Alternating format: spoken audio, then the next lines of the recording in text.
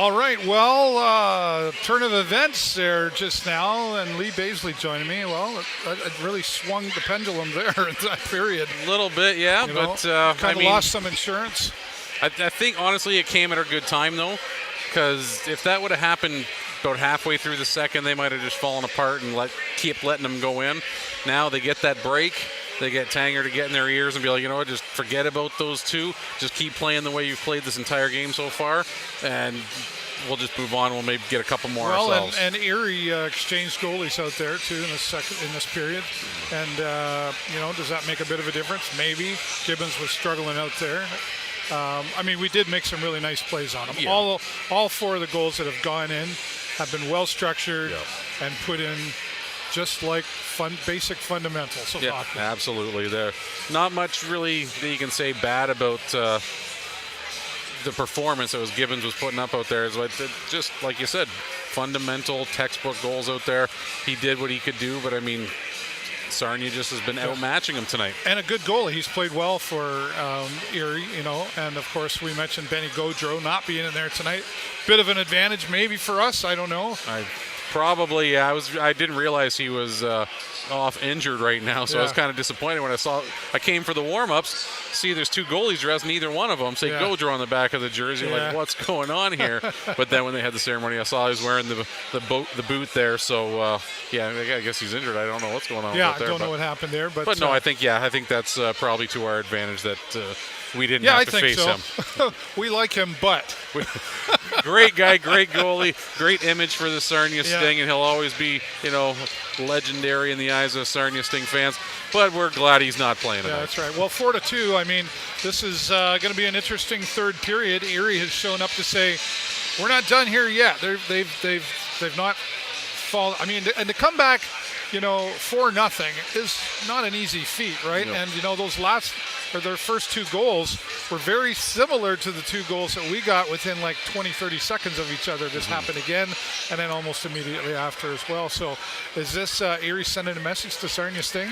I think they're trying, but like I said, they came for us anyway. It came at the right time. It's going to be kind of a momentum killer having this break. Going in, so they could have been starting to build some momentum there for their team to kind of make that comeback. But I think this break here and coming back out fresh in the third period is going to be more to the Sarnia Sting advantage than is the Erie Otters. Yeah, saw a goal overturned for Erie. That was clearly no goal. Yeah, you think so? Another one happened right in front of us there. Couple seconds there before the goal happened, Nick went out to the right side to make a save, and then one of the Erie players was kind of just blocking his way to get back in front of the net. So, he wasn't hands-on when the goal happened, but he definitely was hindering his ability to get back into position. So I can't believe it took that long in a challenge from the Sarnia Sting coach, Alan Letang, for that to even get overturned, because watching where we were, it was obvious. It was for me, it looked like it was textbook goaltender interference. I couldn't believe it took that long for them to. See, from where I was sitting, it was I don't know. Like the moment of the goal, nobody was on him, but there was somebody blocking his way from getting back into position a couple of seconds before. Yeah. If they would have allowed him to get back into position, then that goal would not have happened. Yeah, okay. Well, it worked in favor for the Sarnia Sting, of course, but changes out there that's got to happen in this third period that the Sarnia Sting maybe didn't do that allowed those two goals? Just getting back on defense a little bit quicker. They're letting them get in behind them a little bit too easily, I think. They played really good defense there in the first couple of periods, for the entire first period and most of that second period, but then they kind of let off the gas a little bit. So, as you like to always say, you got to keep that foot down on the vertical pedal on the right.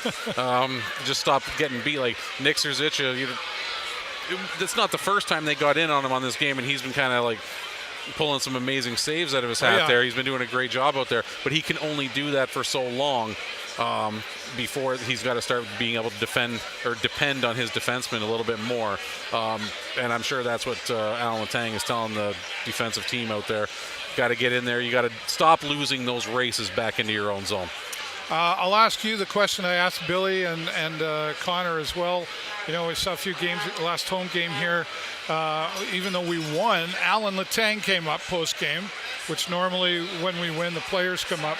It felt like he had a bit of a message to send which was he commented in the postgame, horrible officiating. Oh, and I mean, anybody who watched that game would have to agree. I mean, when a referee inserts himself into the play, physically takes out one of the players to the point where he's laying on the ice injured, still doesn't blow the play dead, that results in a goal for the other team, there's no other thing that Al Letang could say except that officiating is horrible. Only one play of many where it was being shown that the officiating in that game was subpar is too kind of a phrase to give to it. It was awful.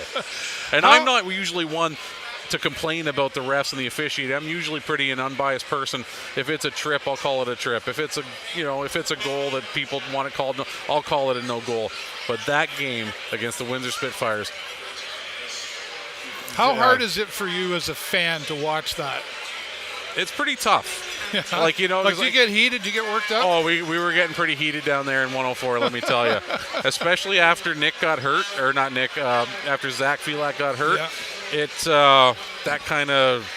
It was not a happy bunch down there in 104 for the remainder of that. I mean, that was in the middle of the second period, and for the whole rest of that game, it was kind of a heated bunch down there that we were not happy with the results of what was happening, not happy with the officiating. Yeah.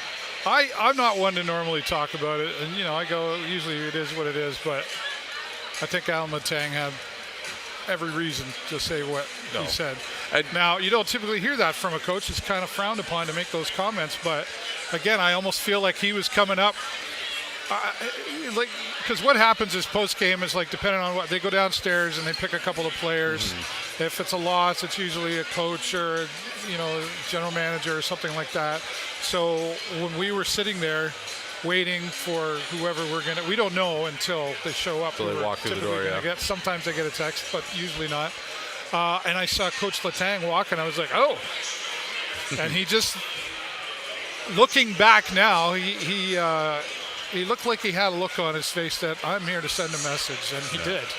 And that's the thing. He doesn't usually kind of do that kind of stuff. He doesn't usually get that vocal unless it's about his own team.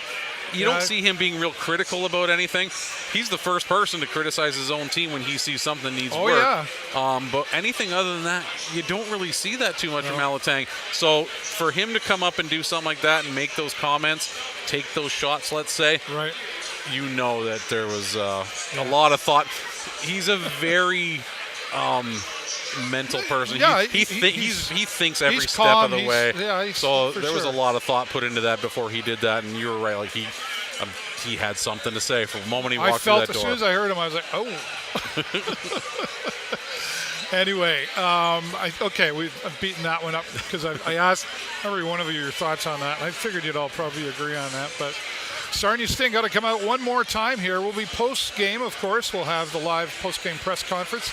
And tomorrow we'll be broadcasting live from the Sarnia Sting Hall of Fame. And we're going to have, I believe, 4 participants from the Hall of Fame. Lee Cunningham will be leading the front on that, asking questions. And I think some of the family members of the Hall of Fame members are going to be here as well. So be watching for that tomorrow around 5, between 5 and 5:30. We can't give you an exact time, but that's the best I can give you. That's better than the telephone guy. Same thing time. Do they even have telephone guys anymore? I don't know. I've seen all kinds of stuff about cell phone Bell guys lately. I know, right? I feel bad there, but that's anyway. That's a whole other. Moving story. on. All right, 4-2 as we said, and we'll see you post game in the restaurants. Thanks always everybody for watching. I want to say thank you to my other co-hosts Billy Yurchuk and Connor Burke, and of course Lee Bazeley. Thanks for joining me as well. Anytime. I'm David Burrows with the Sarnia Sting live from the concourse, and once again my friend Lee Bazeley. 1, 2, 3, go Sting, go!